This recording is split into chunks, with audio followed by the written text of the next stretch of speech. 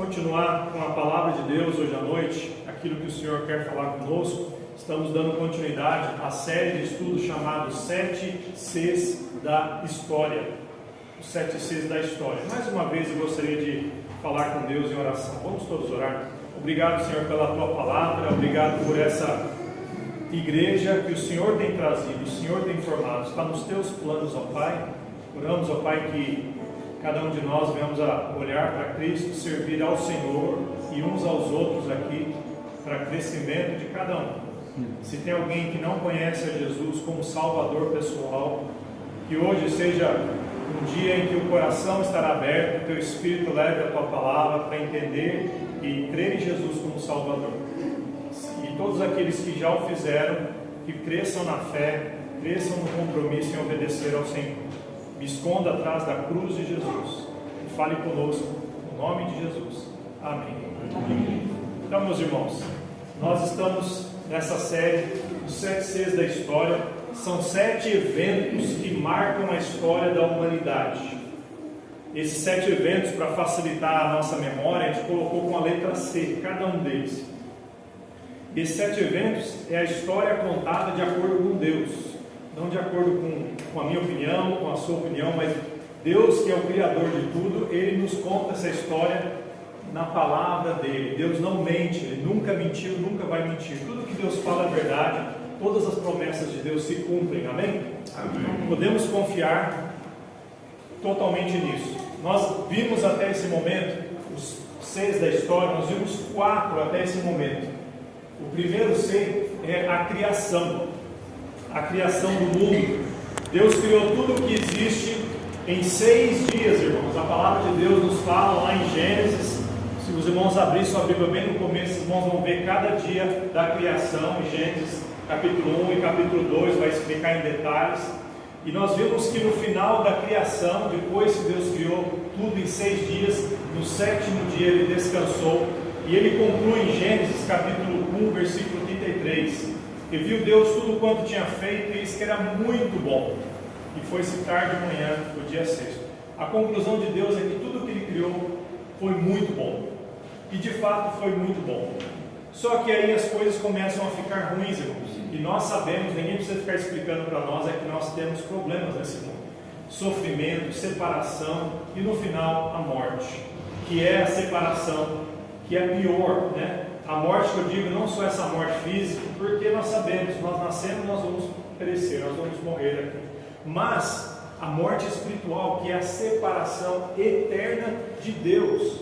É tão sério isso, irmãos, que os irmãos vão ver aqui ao decorrer da história, que Deus foi tomando ações, foi fazendo para nós o que nós não podíamos fazer.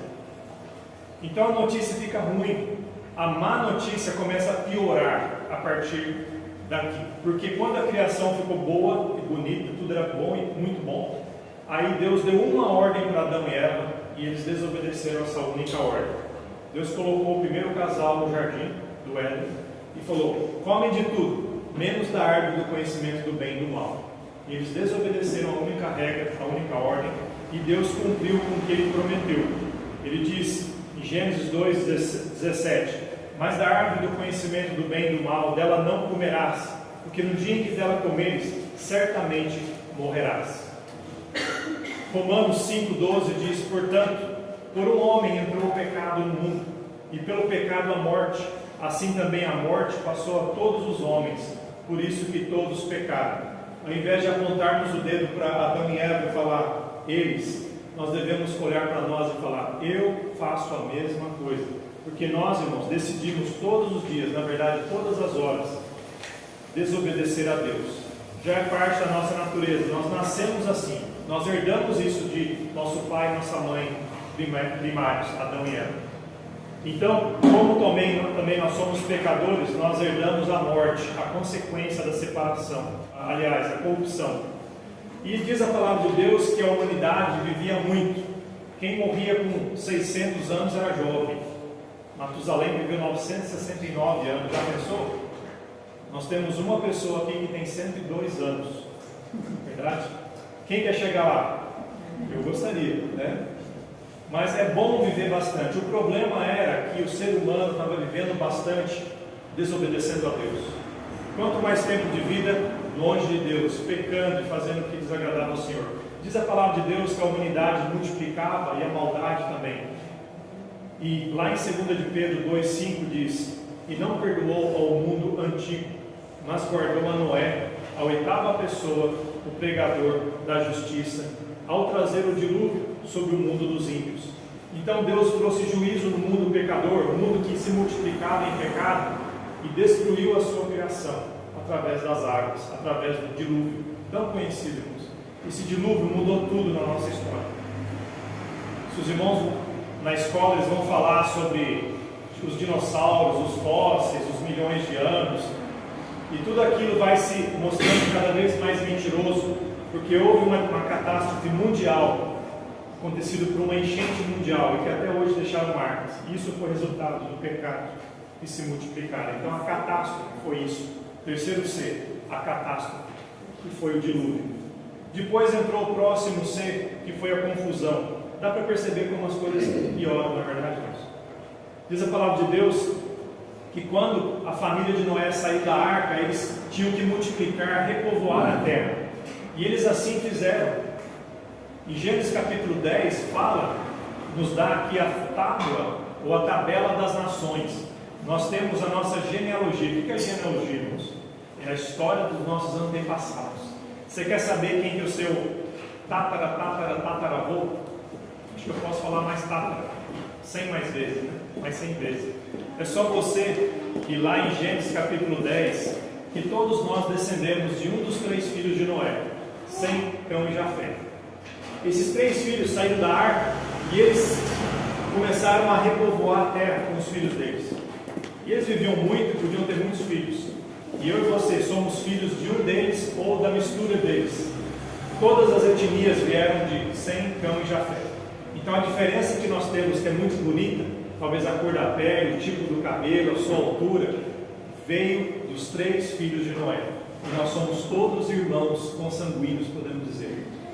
Totalmente contra a doutrina ou a teoria da evolução que fala que viemos do macaco, que tem raças superiores e inferiores. Isso é mentira do diabo, porque Deus falou como aconteceu lá no passado. Devemos confiar no Deus que nunca mente. E Ele marcou aqui na Bíblia para a gente. É só ler. E você vai seguindo tudo isso aí. Então, a catástrofe veio e agora o povo crescendo e multiplicando. E Deus falou: povoar, espalhar pela terra. Só que mais uma vez a humanidade desobedeceu a Deus. Decidiu, ao invés de se espalhar, eles decidiram fazer o quê? Gênesis 11, 7. Deus falou para eles, porque eles falaram que eles não gostariam de se espalhar. Eles queriam construir uma cidade e uma torre chamada Torre de Babel, para alcançar o céu, mas ficar todo mundo junto. Aí Deus diz: desçamos, confundamos ali a sua língua, para que não entenda uma língua do outro. Assim o Senhor os espalhou dali sobre a face de toda a terra, e cessaram de edificar a cidade. Então, irmãos, dura coisa é ir contra Deus. Quando Deus dá uma ordem, a gente tenta ir contra, a gente acha que está ganhando, mas Deus vai mostrar e falar: não, vocês não estão ganhando. Paulo, quando estava perseguindo Jesus falou para ele: dura coisa recalcitrar contra os aguilhões, dura coisa dar murro em ponto de faca, e contra Deus não dá certo. O povo quis ir contra Deus, Deus falou: vocês vão se espalhar, vocês não vão construir a cidade. Aí Deus deu línguas diferentes. Sabe por que nós temos línguas diferentes hoje? Por causa desse evento lá, Torre de Babel. Babel quer dizer confusão. Mas Deus é tão gracioso, irmãos, que mesmo assim, Deus falou para espalhar, e as pessoas pecadoras se espalharam. Mas muitos anos, milhares de anos depois, quando Jesus Cristo já tinha vindo, Ele deu uma ordem para ir atrás dessas pessoas que se espalharam com uma mensagem de esperança e salvação. Atos 1,8 diz: mas recebereis o poder do Espírito Santo, que há de vir sobre vós, e ser-me-eis testemunhas, tanto em Jerusalém, como em toda a Judéia e Samaria, e até os confins da terra. Então o Evangelho, eles precisam ouvir. O mundo inteiro precisa ouvir, cada um na sua língua, mas é a mesma mensagem, o Evangelho de Jesus. E nós, como igreja, devemos levar isso adiante. Mesmo a confusão, irmãos, traz a graça de Deus. Mesmo toda essa desgraça, Mas agora nós vamos para o quinto C da história. Os irmãos sabem qual que é? Cristo. Cristo. Que maravilha, irmãos. Diante de todas as más notícias, agora começam as boas notícias. E eu queria que os irmãos acompanhassem comigo, né, os textos bíblicos que estão sendo mostrados aí. Jesus Cristo, desde que Adão e Eva, lá no jardim, pecaram, desobedeceram a Deus, Jesus Cristo já tinha sido prometido. Onde na palavra de Deus Jesus Cristo havia sido prometido? Em Gênesis capítulo 3, versículo 15. Os irmãos podem acompanhar lá na tela, conforme nós vamos lendo, tá bom? Todos que puderem acompanhar, leamos em voz alta. E porém, inimizade entre ti e a mulher, e entre a tua semente e a sua semente. Esta te ferirá a cabeça, e tu lhe ferirás o calcanhar. Deus está trazendo consequências a cada um dos que desobedeceram a Ele aqui. Lembra? Adão e Eva receberam a ordem de não comer da árvore do conhecimento do bem e do mal. Só que eles pecaram. Quando eles pecam, eles se envergonham. É normal, todo mundo que peca fica com vergonha. A gente se esconde por causa que é isso que nós fazemos quando nós pecamos. Adão e Eva fizeram o que nós fazemos também. Se esconderam, fugiram. E aí Deus foi atrás deles. Por que estão se escondendo? Aí chegou em Adão. Adão fez o que nós fazemos. Culpou o outro. Foi a mulher que tu me deste. Quem não faz isso, meu irmão? As crianças na escola, quando você chega com uma criança desobediente, quem que fez isso? Ah, eu fui, mas não fui sozinho. Eu fiz porque... E aí nós temos uma desculpa. Adão fez a mesma coisa. A mulher que tu me deste. E aí Deus chega na mulher e ela fala: a serpente me enganou. Aí Deus vai amaldiçoando a serpente e vai trazendo consequências na vida de Eva e Adão. Na vida de Eva, Deus falou isso que lemos. Porém inimizade, aliás, da serpente, né? Porém inimizade entre ti, serpente, e a mulher. Serpente simboliza Satanás. É Satanás que corporificou na serpente. Então Deus ia trazer inimizade entre a serpente e a mulher, entre a tua semente e a sua semente, ou seja, entre Satanás e entre a semente da mulher, que viria a ser Jesus Cristo. Lembra que Jesus Cristo ele veio, ele é Deus, mas ele veio como homem, 100% homem, nascido de mulher, nascido segundo a lei. E diz: a sua semente, esta te ferirá a cabeça e tu lhe ferirás o calcanhar. Essa é uma profecia, irmãos, a primeira profecia que nós vemos aqui, chamada proto-evangelho. O que quer dizer isso? É o evangelho lá no começo, quando você não ouvia falar do evangelho, aqui Deus já estava prometendo o evangelho. Deus falou que o filho da mulher ia esmagar a cabeça do diabo, de Satanás. E como que Satanás foi esmagado a cabeça? Começou em várias etapas. Na cruz do Calvário, quando Jesus morreu, e cada vez que nós temos vitória, e ultimamente ele vai ser lançado junto com seus anjos no inferno. Mas ele já é derrotado, mesmo que ele está solto aqui, vai ser preso no futuro, vai ser solto e vai ser totalmente condenado no lago de fogo. Mas só para falar, irmãos, que Deus prometeu a sentença de Satanás logo lá, e falou que Jesus vai esmagar a cabeça dele, mas ele vai ferir o calcanhar de Jesus. Está se referindo ao sofrimento de Jesus, a cruz, tudo que Jesus passou, todo escárnio e vergonha por causa do nosso pecado. Dá para perceber, irmãos? Deus já havia prometido, providenciado uma solução para Adão e Eva logo lá no comecinho. Mesmo com o pecado, irmãos, onde abunda o pecado, superabunda a graça de Deus. Nós podemos ver isso na história maravilhosa de Deus. Cristo, ele é a provisão de Deus também. Ele foi exemplificado lá no começo. Quando Adão e Eva pecaram, se esconderam, eles viram que eles estavam nus, lembra? E o que eles fizeram?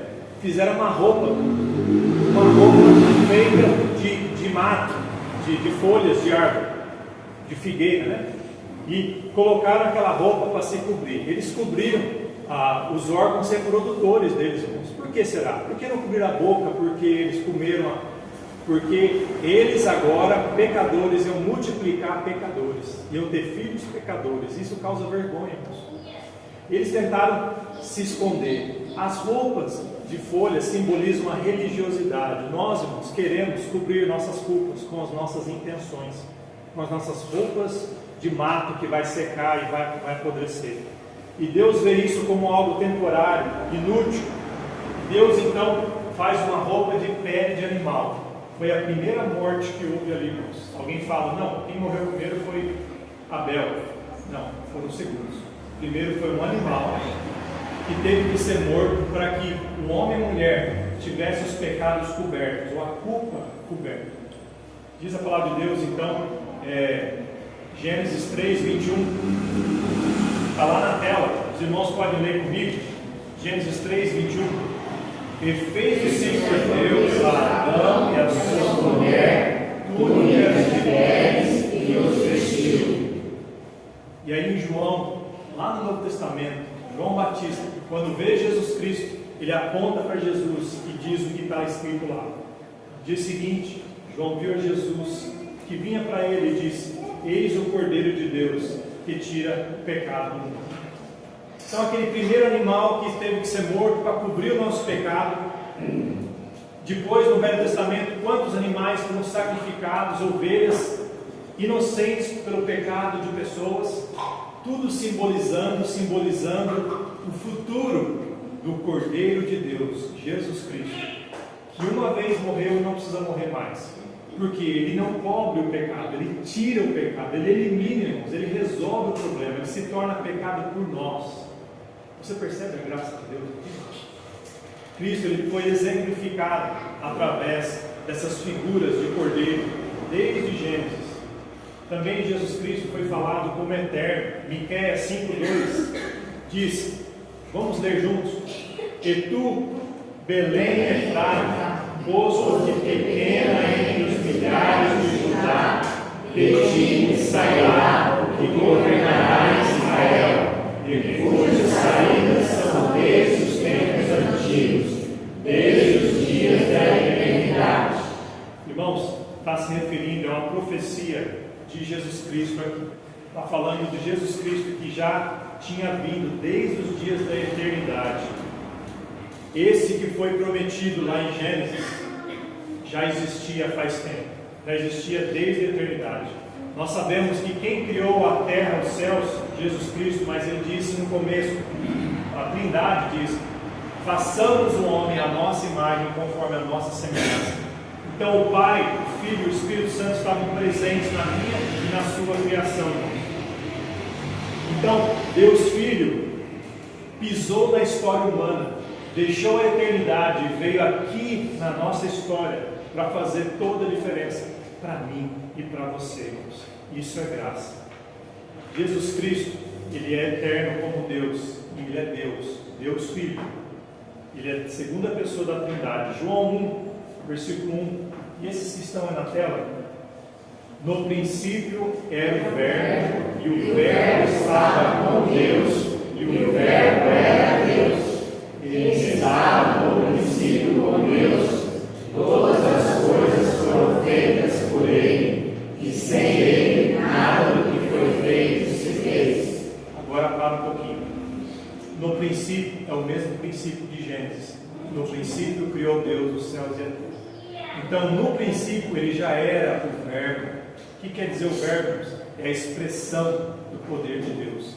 Deus disse: haja luz, e a luz houve. Então, a pessoa de Jesus Cristo, irmãos, ele é o exemplo, ele é a personificação visível do Pai. Nós não vemos o Pai, porque o Pai é Espírito, João capítulo 4. Mas Jesus Cristo fala: aquele que vê a mim, vê o Pai. Porque eu e o Pai somos um. João 10, 30, é o que fala assim: eu e o Pai somos um. Por isso que mataram Jesus. Esse foi o crime. Os judeus entenderam o que Jesus falou, porque era blasfêmia se você falasse que você era Deus. Então, ou Jesus estava mentindo, ou ele era louco, ou ele estava falando a verdade. Jesus nunca mentiu, ele nunca foi louco, ele falou a verdade, e por isso ele morreu, porque ele disse: eu e o Pai somos um, ou seja, eu sou Deus, Deus Filho. Por isso ficaram com ódio, por isso escolheram um criminoso ao invés de Jesus para ser liberto. Barrabás, liberta qualquer um, não importa, mas desde que você prenda esse homem. Porque esse homem me incomoda, ele mostra os meus pecados, ele revela quem eu sou. Porque quando eu sei quem eu sou, eu vou me render aos pés dele, como meu Salvador e Senhor. Nós lutamos contra isso, irmãos, mas a graça de Deus nos leva até esse ponto, até reconhecermos que somos pecadores e que Ele só tem a resposta para os meus pecados. Jesus é a provisão de Deus, Jesus Cristo, Ele é encarnado. Gálatas 4,4, leia comigo. Mas vinda a plenitude dos tempos, Deus enviou seu Filho, nascido de mulher, nascido sob a lei. Jesus nasceu há 2023 anos atrás, tem uma diferencinha de calendário, mas é por isso que nós testificamos todos os dias que nós escrevemos a data, que alguém que marcou a história da humanidade veio aqui, há 2023 anos atrás. Mesmo um ateu, ele tem que escrever a data 2023. Ele está testificando de que alguém pisou aqui nesse mundo e marcou a história humana. Aqui em Gálatas fala que, vindo a plenitude dos tempos, Deus enviou o seu Filho. Na hora certa, Jesus chegou. Irmãos, uma mulher fica grávida. Às vezes o bebê nasce prematuro, na verdade. Quanto prematuro um bebê pode nascer? As irmãs aí me falam. Tem mãe que tem filho com 5 meses? É raríssimo, né? Não sei. 6 meses? 7, mas qual que é o normal? 9 meses. Deus já deixou esse relógio, porque tem a hora certa. Isso é a plenitude. Quando a mulher está grávida, ela fica muito grávida até que dá a luz, né? A Bíblia está usando esse termo. Quando chegou a plenitude dos tempos, Deus enviou seu Filho. Essa é a mesma ideia da mulher grávida. Então, irmãos, quando Maria ficou grávida, ela deu a luz. Mas a história da humanidade estava grávida de Jesus. Era a hora certa, o momento certo de Jesus vir. Tudo nos planos de Deus, conforme profetizado, nem antes nem depois. Jesus Cristo, com a vinda dele, irmãos, cumpriu mais de 300 profecias do Velho Testamento. Ele cumpriu cada uma delas, não ficou nenhuma sem se cumprir. Tem outras profecias que vão se cumprir com a segunda vinda dele, mas até o momento todas que foram faladas se cumpriram. Você não acha isso em nenhum profeta aí fora? Nostradamus, e aí tem os outros profetas falsos, que a Bíblia fala que se você fala todas as profecias e erra em uma, você é falso. A Bíblia fala isso. Mas tudo que Deus falou se cumpriu na pessoa de Jesus. Os judeus, em maioria, não quiseram aceitar, mas aqueles que aceitaram se tornaram filhos de Deus. Nós vimos a provisão de Deus, que Jesus foi encarnado, Mateus 1:21. No Natal nós lemos essa história tão linda, né, irmãos? O presépio, José, Maria e o bebê, Jesus Cristo. Vamos ler o que está escrito lá? Mateus 1:21. E dará à luz um filho, e chamarás o seu nome Jesus, porque ele salvará o seu povo dos seus pecados. E tudo isso aconteceu para que se cumprisse o que foi dito da parte do Senhor pelo profeta, dizendo: eis que a Virgem conceberá e dará à luz um filho, e chamará o seu nome Emanuel, que traduzido é Deus conosco. Essa foi a profecia de Isaías, capítulo 7, versículo 14. Mais ou menos, mais centenas de anos antes, Isaías falou, e aconteceu na hora certa. E o nome desse menino era Emanuel, em hebraico, quer dizer Deus conosco. Deus pisou aqui na nossa terra. Deus veio em forma humana. Deus Filho fez isso. Jesus, sendo 100% Deus, se tornou 100% homem para cobrir o pecado do homem e da mulher, da humanidade. Então agora eu vou correr vendo as bênçãos que Deus deu para responder a todas as más notícias que nós ouvimos desses 4 primeiros seres. O problema do homem, irmãos, é o quê? Pecado. O problema do homem e da mulher, né? Todos. Romanos 3:3 diz: porque todos pecaram, destituídos estão da glória de Deus. A Bíblia é categórica, irmãos. Todos, não é um, dois, a maioria. não somos não religiosos ou só os religiosos, todos. Eu, pastor Fábio, sou pecador. Sou tão sujo quanto o pior dos pecadores. Paulo reconheceu isso. E todos aqueles que se aproximam de Deus, você começa a ver a sua sujeira, o seu pecado. Jesus Cristo veio com provisão para substituir o pecador. Olha que bênção. Já que nós não conseguiríamos, o que Jesus fez? 2 Coríntios 5:21. Aquele que não conheceu o pecado, o fez pecado por nós, para que nele fôssemos feitos justiça de Deus. Jesus nunca pecou, mas ele se tornou pecado no meu lugar e no seu lugar, irmãos. Dá para perceber isso? Alguns falam: quem matou Jesus? Os judeus? Não, foram os romanos. Foi eu, foi você. Nós matamos Jesus, irmãos. Ele ficou na cruz, ele não merecia, mas ele ficou lá porque ele quis e porque o Pai o enviou. E ele, em submissão, ele fez. É o único jeito para solucionar, irmãos. Nenhum pecador podia cobrir ou resolver o problema. Os animais inocentes, os cordeiros, morriam, mas tinha que matar cada vez mais, todo ano, para cobrir a culpa do homem. E tudo aquilo que Deus estava ensinando as pessoas para falar: aquele cordeiro inocente morreu por você, culpado. Aquele cordeiro morreu por você, culpado. De novo, o pecado continua, mas vai vir um cordeiro de Deus que tira o pecado do mundo. E ele é Jesus. Provisão de Deus, o substituto. O problema do homem foi a separação, mas as vossas iniquidades fazem separação entre vós e o vosso Deus, e os vossos pecados encobrem o seu rosto de vós, para que não vos ouça. Então, irmãos, o que nos separa de Deus? O nosso pecado. Nosso pecado nos separa de Deus. Deus não ouve as nossas orações quando nós estamos em pecado. Nós nos sentimos sujos, porque assim estamos quando nós pecamos. O pecado separa nós do nosso Criador. Mas o que Jesus faz? Só Jesus pode fazer isso. Ele reconcilia. O que está separado, ele traz perto. 2 Coríntios 5,18. E tudo provém de Deus, que nos reconciliou consigo mesmo por Jesus Cristo e nos deu o ministério da reconciliação. É isso que essa igreja deve fazer. O ministério da reconciliação é falar para todo mundo: olha, você está separado, mas Jesus te reconcilia. Jesus quer te reconciliar. João 14,6. Eu sou o caminho, a verdade e a vida. Ninguém vê ao Pai senão por mim. Não tem outro jeito de separado chegar a Deus se não for por Jesus Cristo. O problema do homem é a culpa. Quando nós pecamos, a nossa consciência pesa, a culpa pesa, irmãos. Romanos 3,20 diz: por isso nenhuma carne será justificada diante dele pelas obras da lei, porque pela lei vem o conhecimento do pecado. Quanto mais você lê a Bíblia, irmãos, você vê: Deus falou isso, você faz aquilo. Deus falou não, você faz. Deus falou sim, você faz não. É a nossa natureza. Deus deu os mandamentos, os 10 mandamentos. A Bíblia fala que se você cumpriu 9, mas pecou em um, nós somos culpados de todos. É muito difícil isso, não é verdade, irmãos?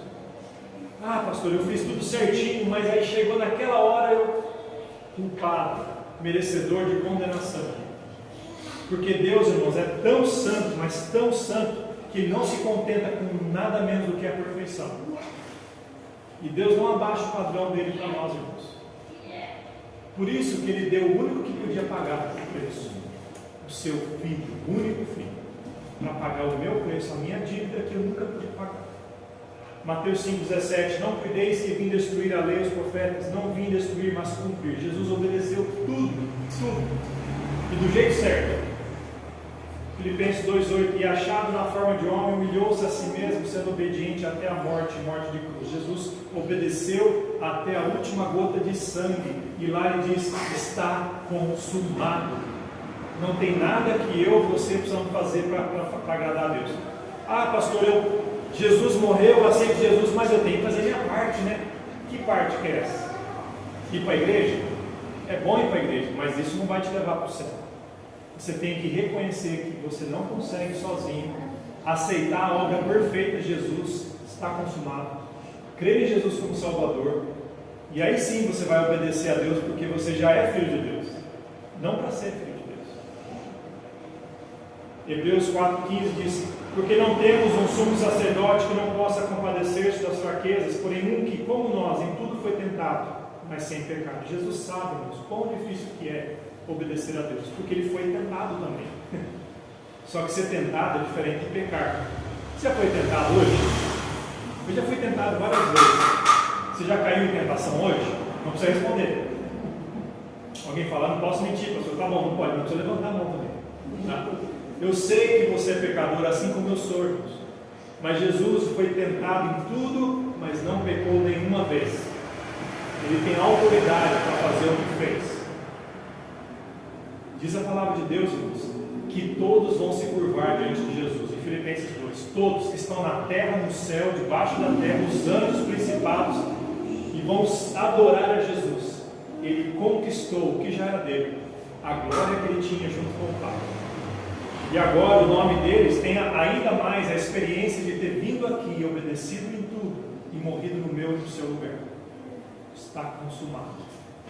Atos 10, 43. Este dão testemunhos todos os profetas de que todos os que nele creem receberão o perdão dos pecados pelo seu nome. Todos os que creem em Jesus receberão o perdão dos pecados. Deus prometeu, Deus cumpre. Confie em Deus. Mas é só se você crer em Jesus, por quem Ele é. E a última coisa que nós vamos falar, o problema do homem é a morte. Esse é o último inimigo, irmãos. Esse é o último inimigo, a consequência do pecado desde Adão. Romanos 5,12. Porquanto por um homem entrou o pecado no mundo, pelo pecado a morte. Assim também a morte passou a todos os homens, por isso que todos pecaram. Romanos 6, 23, no começo diz, porque o salário do pecado é a morte. João 3, 18, quem crê nele não é condenado, mas quem não crê já está condenado, porque não crê no nome do unigênito Filho de Deus. E Apocalipse 20, 14, e a morte e o inferno foram lançados no lago de fogo. Esta é a segunda morte. Irmãos, o destino só é triste para aqueles que rejeitam a única solução que Deus mandou. Por isso que igrejas existem, deveriam existir. Igrejas sérias que abrem a Bíblia e pregam a verdade, sem querer agradar as pessoas, mas agradar a Deus, porque é isso que vai ajudar as pessoas. Porque Deus se interessa mais comigo do que eu me interesso.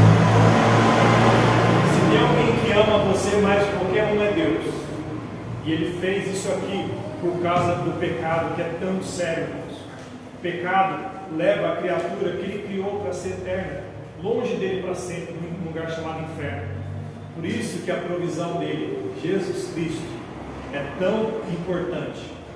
Ao invés da morte, Deus oferece em Cristo a vida.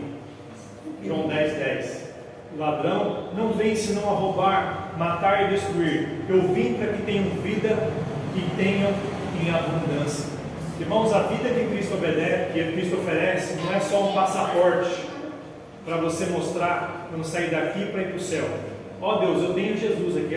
Um dia eu aceitei Jesus. Espera aí, deixa eu achar o passaporte. Deixa eu tirar a poeira aqui. Isso aqui não é passaporte, não é carteira minha, tudo cheio de lembrete. Aí você mostra lá, posso entrar no céu? Posso, é o passaporte. Você só usa o passaporte quando você entra e sai do lugar, né? Jesus Cristo, irmãos, Ele garante vida eterna lá, mas vida abundante aqui. Quer dizer que a vida sem propósito, que às vezes você vive, sem saber o que quer da vida, Cristo dá razão para você. Jesus fala, siga-me, siga-me. Para os discípulos Ele falou, eu vos farei pescadores de homens. Falou para Pedro, pescador experiente, pecador também experiente, né? Mas Ele disse, eu te farei pescador de homens. Ou seja, eu vou dar um propósito para vocês na vida, que a vida é muito mais do que ter uma profissão, ter estudos e morrer. A vida é de você espalhar a vida para que as pessoas mortas venham ter vida eternamente comigo. Então a missão que Jesus deu, irmãos, é vida abundante. Você ora, você anda com Deus diariamente em comunhão, isso é vida abundante. Você lê a palavra, você luta contra os pecados com a graça de Deus, isso é vida abundante.